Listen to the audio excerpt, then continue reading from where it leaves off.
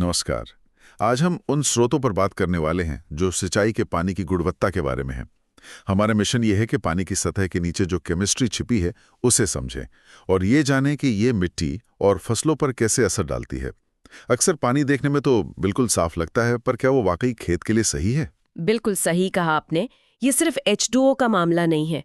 पानी में क्या घुला हुआ है, उसकी रासायनिक संरचना क्या है, ये सब मिट्टी की सेहत और फसल की पैदावार पर बहुत गहरा असर डालता है। हाँ। चलिए, इस पानी की कहानी को परत दर परत खोलते हैं जरा। तो सबसे पहले एक चीज जो स्रोतों में बार बार सामने आ रही है वो है सोडियम। अब मिट्टी में तो कैल्शियम, मैग्नीशियम, सोडियम सब होते हैं, फिर ये सोडियम इतना खास क्यों हो जाता है? हाँ, देखिए, सोडियम अपने आप में बुरा नहीं है। समस्या तब शुरू होती है जब मिट्टी के कणों पर इसकी मात्रा दूसरे पॉजिटिव आयंस, खासकर कैल्शियम और मैग्नीशियम के मुकाबले काफी ज्यादा हो जाती है। अच्छा। स्रोत बताते हैं कि मिट्टी के कणों पर ना छोटी छोटी चार्ज वाली जगहें होती हैं, चुंबक की तरह समझ लीजिए, जहां ये आयन चिपकते हैं। इन्हें एक्सचेंजेबल कैटायंस कहते हैं। Exchangeable cations. हाँ, क्योंकि ये आपस में बदले जा सकते हैं, जैसे जैसे ट्रेडिंग कार्ड्स होते हैं ना। हाँ हाँ। तो अगर इन जगहों पर 10% से ज्यादा सोडियम आयन आकर बैठ जाएं, तो समझिए कि खतरे की घंटी बज गई। आमतौर पर 5% से कम होना ही सुरक्षित माना जाता है। और ये खतरा मतलब किस रूप में दिखता है? अगर 10% से ज्यादा सोडियम हो गया तो क्या बिगड़ेगा खेत में? कई दिक्कतें आती हैं। पहली बात, मिट्टी का पीएच बढ़ने लगता है, मतलब मिट्टी ज्यादा क्षारीय यानी एल्कलाइन हो जाती है। पीएच बढ़ जाता है? हाँ। दूसरी, मिट्टी की जो बनावट है, उसका स्ट्रक्चर, वो बिगड़ जाता है। इससे उसकी पारगम्यता कम हो जाती है, मतलब पानी और हवा का मिट्टी के अंदर जाना मुश्किल हो जाता है। अच्छा, पानी अंदर नहीं जा पाता ठीक से? बिल्कुल। और तीसरी बात, मिट्टी की प्लास्टिसिटी बढ़ जाती है। गीली होने पर वो बहुत चिपचिपी हो जाती है और सूखने पर एकदम पत्थर जैसी सख्त, जिसमें दरारें पड़ जाती हैं। आपने कहा पीएच बढ़ जाता है। ये सुनने में तो बस एक नंबर जैसा लगता है, पर असल में पौधों के लिए इसका क्या मतलब है? क्षारीयता का जिक्र किया आपने। देखिए, ये नंबर बहुत ही महत्वपूर्ण है। ज्यादातर पौधे एक खास पीएच रेंज में ही ठीक से बढ़ते हैं और मिट्टी से जरूरी पोषक तत्व, न्यूट्रिएंट्स ले पाते हैं। हाँ। स्रोतों के हिसाब से ये जो सही रेंज है वो आमतौर पर 6.5 से 8.4 के बीच होती है। इसे ऐसे समझिए कि ये पौधों के लिए खाने की एक तरह की मेज है। ठीक है। अगर पीएच इस रेंज से बाहर चला जाए, खासकर ज्यादा क्षारीय हो जाए, मतलब 8.4 से ऊपर, तो कई जरूरी पोषक तत्व जैसे फास्फोरस, आयरन, मैंगनीज, ये मिट्टी में होते हुए भी पौधों को मिल नहीं पाते, वो लॉक हो जाते हैं। लॉक हो जाते हैं मतलब जैसे खाना तो रखा है पर उस पर ताला लगा हुआ है, पौधे उन्हें इस्तेमाल ही नहीं कर पाते। इससे क्या होता है कि पोषक तत्वों का एक असंतुलन बन जाता है और कभी-कभी कुछ हानिकारक तत्व ज्यादा घुलनशील होकर पौधे को नुकसान पहुंचाने लगते हैं। फसल की क्वालिटी और क्वांटिटी दोनों पर असर पड़ता है। अच्छा, तो मतलब मिट्टी का ना बहुत एसिडिक होना अच्छा है, ना बहुत अल्कलाइन, एक बैलेंस चाहिए। स्रोत में जो एक विजुअल दिया है शायद वो भी यही दिखा रहा है। एकदम सही। वो विजुअल यही दिखाता है कि कैसे जो मुख्य पोषक तत्व हैं, नाइट्रोजन, फास्फोरस, पोटेशियम, वो लगभग न्यूट्रल पीएच पर, यानी 6 से 7.5 या 8 के आसपास सबसे ज्यादा उपलब्ध होते हैं। जैसे ही पीएच बहुत कम या बहुत ज्यादा होता है, उनकी उपलब्धता एकदम घट जाती है। तो इस सोडियम के खतरे को मापें कैसे? स्रोतों में एक सोडियम एब्जॉर्प्शन रेशियो यानी SAR का जिक्र है, ये क्या चीज है? सर, हाँ, ये एक बहुत ही कारगर पैरामीटर है। ये पानी में सोडियम की मात्रा को कैल्शियम और मैग्नीशियम की तुलना में मापता है। इसका एक गणितीय सूत्र है, सुनने में शायद थोड़ा मुश्किल लगे पर है बहुत महत्वपूर्ण। सार बराबर होता है Na+ divided by √C++ Mg++ बटा 2।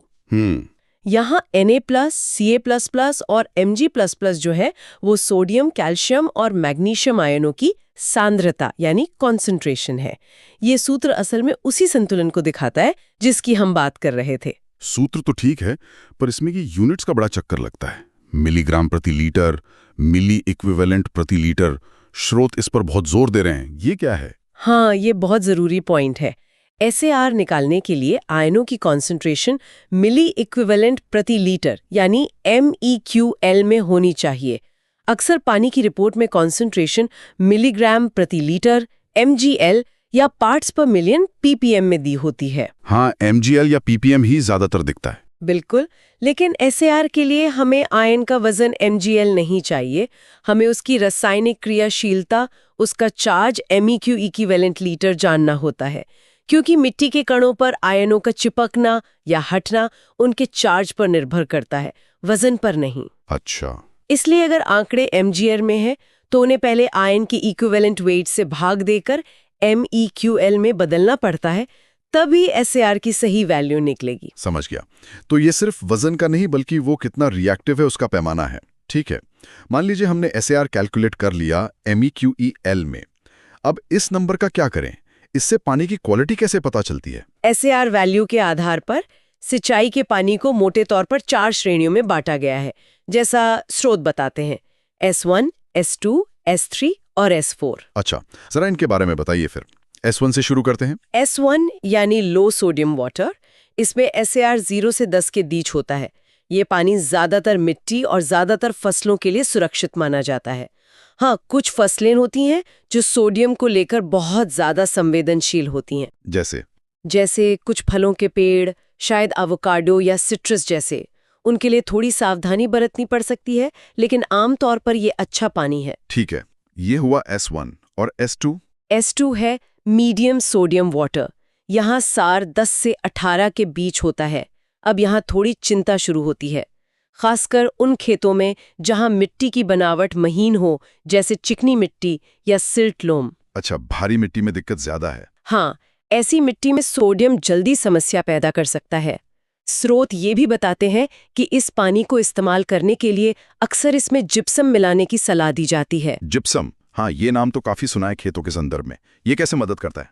क्या जादू है इसमें? कोई जादू नहीं है, सीधी सादी केमिस्ट्री है। जिप्सम होता है कैल्शियम सल्फेट, CaSO4।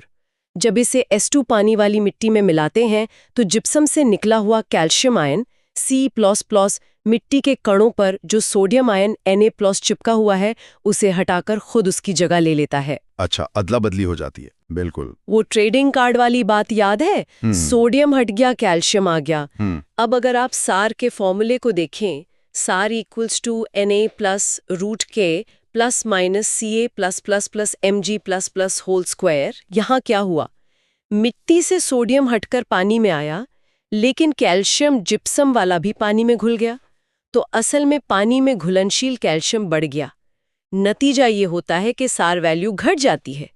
इस तरह S2 पानी की गुणवत्ता सुधरकर S1 जैसी हो सकती है। वाह, ये तो कमाल का तरीका है। तो फिर S3 पानी के साथ भी यही कर सकते होंगे, जिसका SAR 18 से 26 के बीच है। यहीं पर मामला थोड़ा पेचीदा हो जाता है।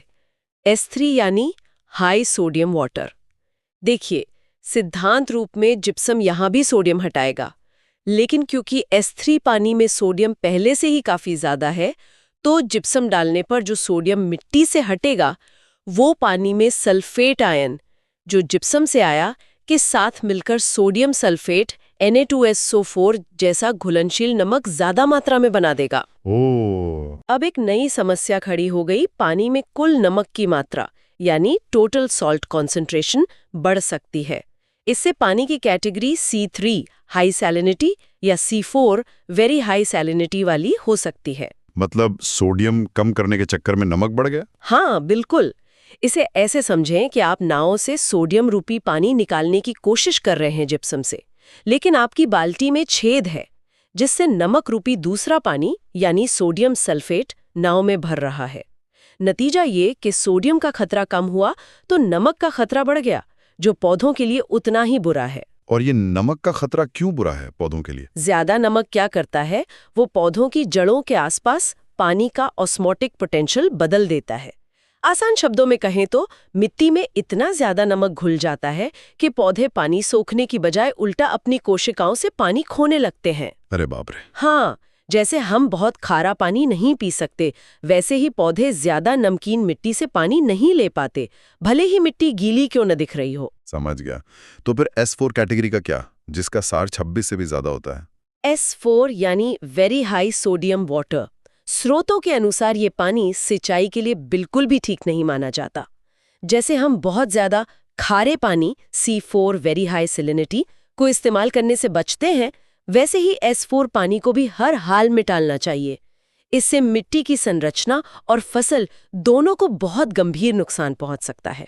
ये तो हुई पानी के सोडियम की बात और उससे सार से मापने की कहानी। अब जरा मिट्टी पर आते हैं। स्रोतों में सेलाइन और एल्कलाइन मिट्टी के वर्गीकरण का भी जिक्र है। ये पानी की गुणवत्ता से कैसे जुड़ा है? हाँ, बिल्कुल जुड़ा है। लंबे समय तक अगर खराब गुणवत्ता वाला पानी इस्तेमाल किया जाए तो मिट्टी की दशा, उसकी कंडीशन बदल जाती है। स्रोतों में एक वर्गीकरण दिया गया है जो मिट्टी की स्थिति को 3 मुख्य पैमानों पर मापता है।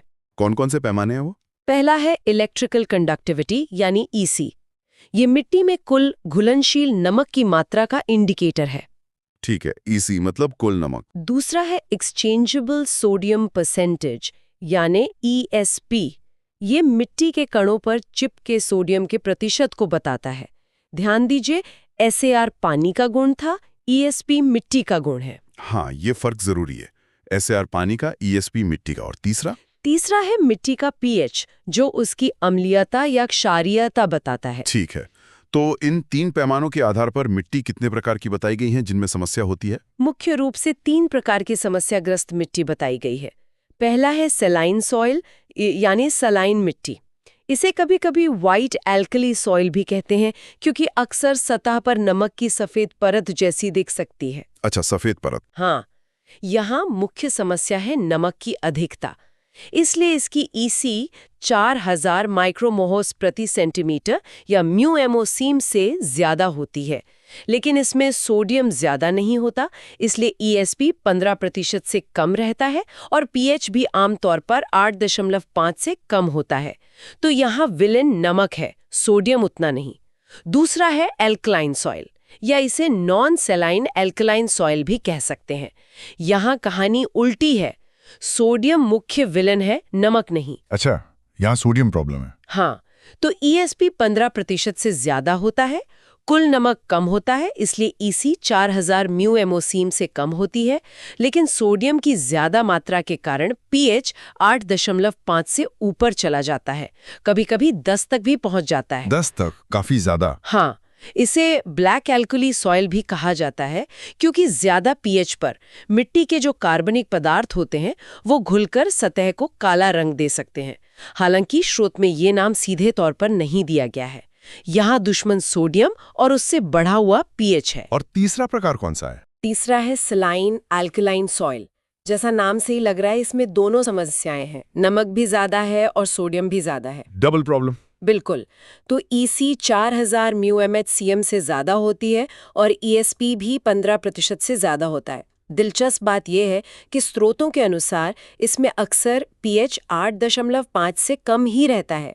शायद नमक की मौजूदगी पीएच को बहुत ज्यादा बढ़ने से रोकती होगी। ये वर्गीकरण और इनके जो पैरामीटर मान है, जैसे 4000 ईसी, 15% ईएसपी, 8.5 पीएच, ये याद रखना जरूरी है, खासकर अगर कोई प्रतियोगी परीक्षाओं की तैयारी कर रहा हो। ये वैल्यू जरूर ध्यान में रखनी चाहिए।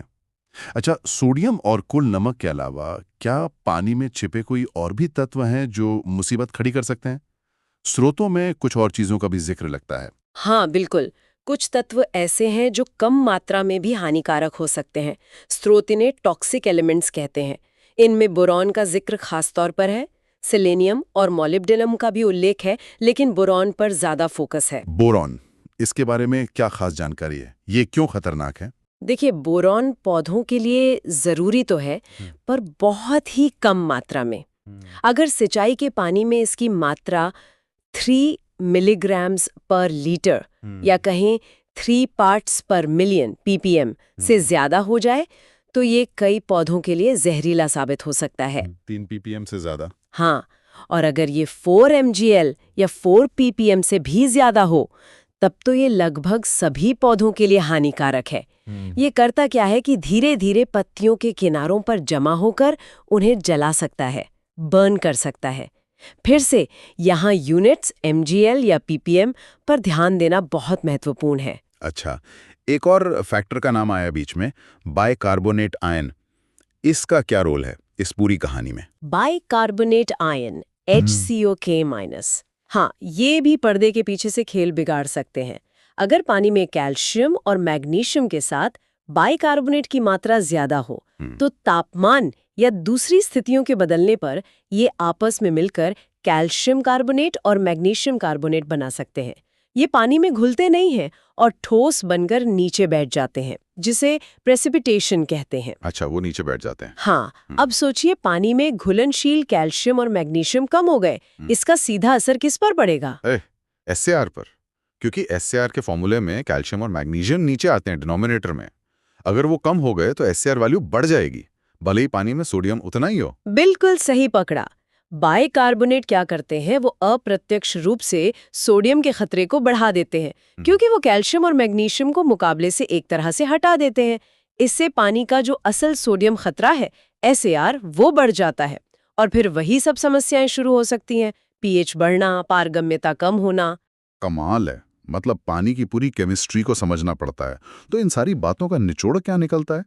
ये तो साफ है कि सिंचाई सिर्फ पौधों तक पानी पहुंचाना भर नहीं है। नहीं, बिल्कुल नहीं। ये तो पानी की पूरी कुंडली बाँचने जैसा है। उसमें क्या घुला है, कितना घुला है, और वो मिट्टी के साथ मिलकर क्या गुल खिलाएगा। सोडियम, नमक, pH, बोरॉन, बाइकार्बोनेट, ये सब मिलकर एक बहुत ही नाजुक संतुलन बनाते हैं। निश्चित रूप से। और अगर हमें टिकाऊ खेती करनी है, अच्छी पैदावार लेनी है, तो पानी की इस केमिस्ट्री को समझना और इन कारकों का सही मैनेजमेंट करना बहुत जरूरी है। ये सीधे तौर पर मिट्टी की सेहत, उसमें पोषक तत्वों की उपलब्धता और पौधों के विकास से जुड़ा हुआ है। हाँ, ये जो अनदेखे फैक्टर्स है ना, यही अक्सर अच्छी भली खेती को चौपट कर देते हैं। बिल्कुल। हमारे श्रोता के लिए एक आखिरी विचार छोड़ जाते हैं। स्रोतों में हमने देखा कि कैसे ज्यादा सोडियम मिट्टी की पारगम्यता यानी पानी सोखने की क्षमता को कम कर देता है, जो खेतों के लिए एक समस्या है। हाँ, लेकिन स्रोत ये भी बताते हैं कि इसी गुण का यानी सोडियम द्वारा मिट्टी को कम पारगम्य बनाने की क्षमता का इस्तेमाल जानबूझकर भी किया जाता है। हाँ, ये एक दिलचस्प बात है ना? ये सोचने वाली बात है कि कैसे एक ही रासायनिक गुण एक जगह समस्या है और दूसरी जगह समाधान बन सकता है। संदर्भ, कॉन्टेक्स्ट कितना महत्वपूर्ण है, इस पर विचार किया जा सकता है।